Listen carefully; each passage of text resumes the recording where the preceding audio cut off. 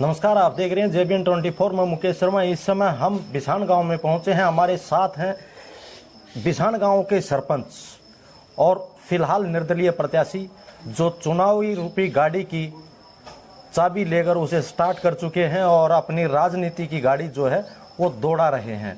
फिलहाल ये zero level से ऊपर उठकर आए हैं और लोगों की सेवा विधायक बनने से पहले ही कर रहे हैं, चाहे वो सरपंच के रूप में हो, चाहे वो क्षेत्र की जनता की सेवा हो। फिलहाल जो है इन्होंने गाड़ियां चलाई हैं बच्चियों के लिए, क्योंकि सबसे बड़ी टीस थी कि शिक्षा सबसे बड़ी वो है जिससे आदमी ऊपर तक किसी भी लेवल तक जा सकता है। और बच्चियों की शिक्षा जो थी वो प्रभावित हो रही थी, उनके लिए रोहतक जाने के लिए इन्होंने बसें चलाई हैं।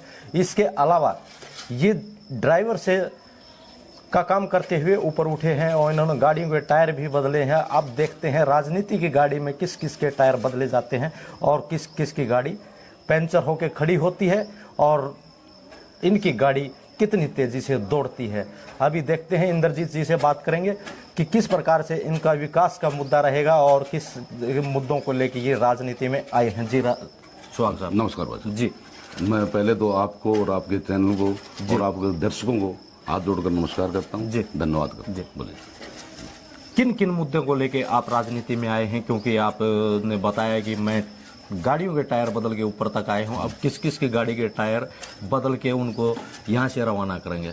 देखो, सबसे पहले होता है स्वास्थ्य जी, कि हमारा स्वास्थ्य ठीक होगा तो हम कुछ करेंगे जी। फिर शिक्षा जी, और फिर रोजगार जी। जब हमको स्वास्थ्य ठीक होगा हम शिक्षा लेंगे तो रोजगार पाएंगे जी।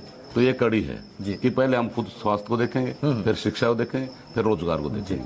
ये तीन मेरे मेन मुद्दे हैं कि इनके ऊपर हमने चलना है। ये ही चीज को पहले अग्रह करके और अपने जो भाई हमारे जो इतने यहाँ पर जो बेरी की जनता या अपने बेरी हल्के की जनता जो इतने परेशान है, उसको हमने सुधारना है। सरकार ने अग्निवीर योजना लागू की है, क्योंकि आपका गांव सैनिकों का है और यहाँ से बड़े बड़े जो है अफसर हैं और जनरल सुहाग तक यहाँ से रहे हैं, तो अग्निवीर योजना को आप कैसे देखते हैं? भाई देखो, अग्निवीर योजना लगने के बाद जितना जरूर हुआ है कि पहले तो हमारे वैसे जो अपने हमारी बरादरी है, जाट बरादरी से, इसमें रिश्ते वैसे पहले कम हो रहे थे क्योंकि बेटियां कम थी, उसे होता थे। अब ये जो अग्निवीर लगा दी ना, तो इससे और भी कम हो गए कि लोग तो बोला यार पक्की नहीं, कब छूटे। तो पहले अग्निवीर का नाम सुनते भाई कोई रिश्ता आता है ना, वो भी वापस चला जाता है। ये योजना का ये फायदा हमको हुआ है बहुत। अच्छा। तो पहले बेरोजगार थे और अब उनकी शादी तक नहीं हो रही। तो इसके अलावा जो है आप बेरी हल्के की जनता जो है, मुख्य मुद्दा जो होता है शिक्षा का होता है। यहाँ आपके 6 बार विधायक रह चुके हैं। 10 साल पहले जब चुनाव का समय आया तो कॉलेज की जो है नींव भी रख दी गई थी और उसके बाद सरकारें बदल गई ना, तो इस सरकार ने और ना पहली सरकार ने कॉलेज बनाया है। यहाँ सबसे बड़ा मुद्दा कॉलेज का है, तो उसको लेके क्या करेंगे आप? भाई ये सरकारें ऐसे अदलती बदलती रहती है, सरकार आज से नहीं बदल रही जी। 1947 हमारा देश आजाद हुआ था, 1952 में हमारा कानून लागू हो गया था, तो सरकार तो तब से चल रही है। और सरकार इससे आजादी से पहले भी थी, तभी भी कानून बदले, काम हुए हैं। सर छोटू राम ने जब आजादी गुलामी के उसमें भी उसने अपना झंडा फहराया था, तो काम उन्होंने किया। ऐसी बात नहीं कि काम नहीं होते, सरकार का कोई नाम लेते हैं कि हम आजाद हैं, हमने दे, तो हम तो अब वो आजादी से बुरा, जो पहले हम गुलामी था ना, आज उससे ज्यादा गुलाम हो गए हैं। पहले बोला गोरों गुलाम थे, अब कालों गुलाम है। तो ये गुलामी हमारे पास छुट्टी नहीं है अभी, और ये गुलामी जब तक नहीं छूटेगी जब तक हम आम जनता सामने नहीं आएगी।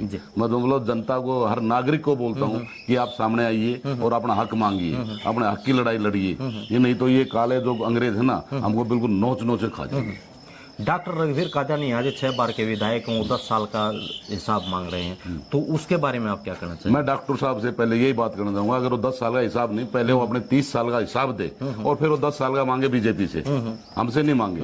वो अपने आप से, वो विधायक था हमारा, हमने उसको विधायक चुना है, वो हमसे हिसाब किससे मांग रहा है? वो मांगे जिससे मांग रहा है, मोदी जी से मांगे या खट्टर जी से मांगे, जिससे मांगे उससे मांगे, हमसे नहीं मांगे। जनता ने उसको बनाया है, वो जनता को हिसाब देने का बनता है, नहीं मांगने का। पहली बात ये उसकी पहली बड़ी गलती है कि वो हिसाब किससे मांग रहा है जी।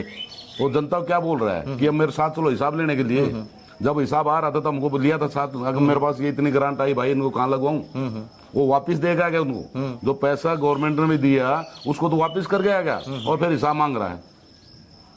पहले तो वो अपना हिसाब दे जी। हम बोलते पहले अपना हिसाब दे 30 साल का 25 साल का हिसाब दे पहले हमको, और फिर अगर उसमें हिसाब में गड़बड़ हुई कोई या भाई उसको ठीक से नहीं दिया हम उसके साथ चलेंगे, जी बिल्कुल हिसाब मांगेंगे। जी। कई प्रत्याशी जो है पार्टियों से भी हैं और कई प्रत्याशी निर्दलीय भी खड़े हुए हैं, तो मुख्य मुकाबला आप लोगों के किसके बीच मानते हो? भाई मैं तो अपने आप को मान रहा हूँ, मैं किसी को मुकाबले में ले ही नहीं रहा। अच्छा। क्योंकि रघुवीर जी 25 साल से ऑलरेडी रिजेक्टेड हो चुके हैं, लोगों ने उसको रिजेक्ट कर दिया है, 25 सालों से कुछ किया ही नहीं, तो दोबारा लेने का फायदा क्या है? अपने संजय कबलाना जी हैं, वो बादल हल्के में 2 बार उनको रिजेक्ट कर चुके हैं, और वो रिजेक्ट पीस इधर आज भेजा हमारे पास, मैं तो इसको रिजेक्ट पीस ही बोलूंगा कि रिजेक्ट पीस बेरी को दे दिया। तो बेरी की माताओं ने क्या नेता पैदा करना बंद कर दिया क्या कि वो रिजेक्ट पीस को एक्सेप्ट करेंगे? जी। हमारे भी माताएं हैं, वो भी नेता पैदा कर रही हैं, तो रिजेक्टेड नहीं हम सिलेक्टेड हैं। हमारे भाइयों ने हमको सिलेक्ट किया है, हम सिलेक्ट हो गए हैं। 140 सरपंचों ने मेरे को समर्थन दिया है, मैं ऐसे नहीं आया हूँ, हम पंचायत ने पूरा समर्थन देकर तब आ रहा हूँ मैं। सब भाइयों ने बोला भाई आप आगे बढ़ो, तब आया हूँ मैं। नहीं मेरा कोई शौक नहीं राजनीति करना और न आगे करूंगा। एक बार खाली सिस्टम को सुधारना है, ये सिस्टम जिस दिन सुधर जाएगा हम राजनीति छोड़ दें। ना हम पारिवारिक राजनीतिज्ञ हैं, ना हमको राजनीति की जरूरत। मैं आज आपको ये बोल रहा हूँ, तो हम तो ये सिस्टम को सुधारने के लिए, जो सिस्टम इतना बिगड़ा हुआ है, जो इसके सिस्टम के जो टायर पहले हमने ट्रकों के टायर चेंज किए हैं, अब इस सिस्टम के टायर चेंज करना जी। अमित डिगल जो हैं वो भाजपा से थे और उन्होंने काफी रैलियां करके और लोगों को इनाम भी दिए हैं, और किसानों के हकों के लिए उन्होंने ट्रैक्टर वगैरह इस तरह के जो हैं वो भी दिए हैं, तो उसको कैसे वो मानते? भाई उसने देखो दिए हैं, अब मेरे पास जमीन नहीं है, मैं ट्रैक्टर क्या करूंगा? और मेरे पास अगर ट्रैक्टर है तो मेरे को उसके लिए जमीन भी चाहिए, तो जमीन भी दो। बिल्कुल। ये चीज जो सिस्टम उन्होंने किया, उन्होंने लगाया, जैसे पैसा कहाँ से लगाया है, जो कुछ किया है उन्होंने सोचा अच्छा, लेकिन उस सोच को ठीक नहीं सोचा। अब मेरे को कल्टीवेटर दे दिया, हल दे दिया, मेरे पास ट्रैक्टर नहीं है, या तो मैं 5, 8, 10 लाख का ट्रैक्टर खरीद लाऊंगा, फिर उसको यूज करूंगा। तो ये चीज उन्होंने ये देखना चाहिए मैं कौन चीज कहाँ कर रहा हूँ। अगर ये काम जो मैं किया हूँ बेटियों के लिए, बच्चों के लिए, ये भाई भी अगर ऐसा काम करता तो हम दोनों भाइयों से बढ़ के कोई होता ही नहीं। बिल्कुल ठीक बात है। 1 से 2 होते, किसी को किसी ना हमको पार्टी की जरूरत पड़ती ना और किसी जरूरत पड़ती, किसी को सामने टकराता नहीं। एक चीज और, ये चीज जो है ये खाली उम्र का तगाजा होता है जी। एकदम जो भागता ना, मैं ये कर दूं, मैं ये कर दूं, ऐसा करता, ऐसा करने से लोग बहक जाएंगे। इसको बढ़ोना बोलते हैं, इसको बांटना नहीं, इसको बढ़ोना बोलते हैं। इससे बढ़ोने से क्या होने वाला है?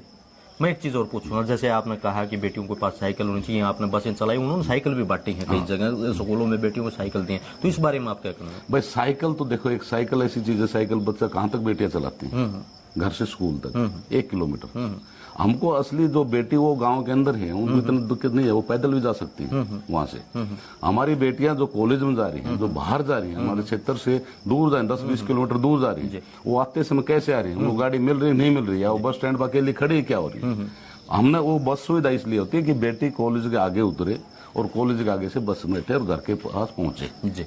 मेन चीज ये है कि अपनी बेटियां सुरक्षित जाएं और सुरक्षित आए।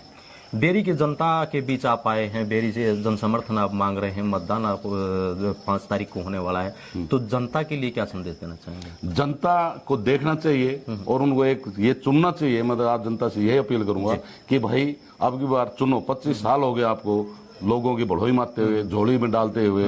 जो लोग आ जाते हैं झोली कर लेते हैं, झोली पसार देते हैं। तो अब एक बार झोली में, मैं तो बोलता हूँ उस झोली में ही एक एमएलए अपना बना के उसकी झोली में डाल दो। वोट मत डालो, उसकी झोली में एक एमएलए डालो। और हमारी तरफ से ये है जी। आपने कहा कि एमएलए बना के डाल दो, तो सरकार किस तरफ आपका झुकाव रहेगा?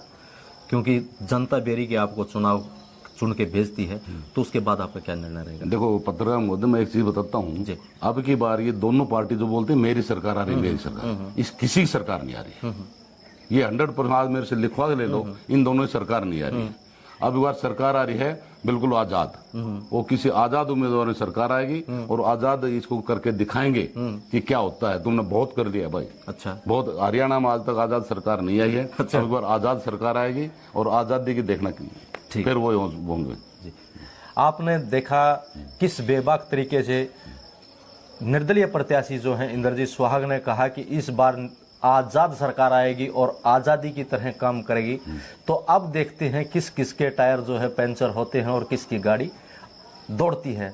तो तो इंद्रजीत सुहाग ने अपनी बेबाक बातें रख दी हैं। हम बार बार इनसे बातचीत करते रहेंगे, आप लोगों के बीच आते रहेंगे और लोगों की भी राय हम जानकर आप लोगों तक पहुंचाते रहेंगे। जय हिंद, जय भारत। देखते रहिए JBN 24। जय हिंद। जय।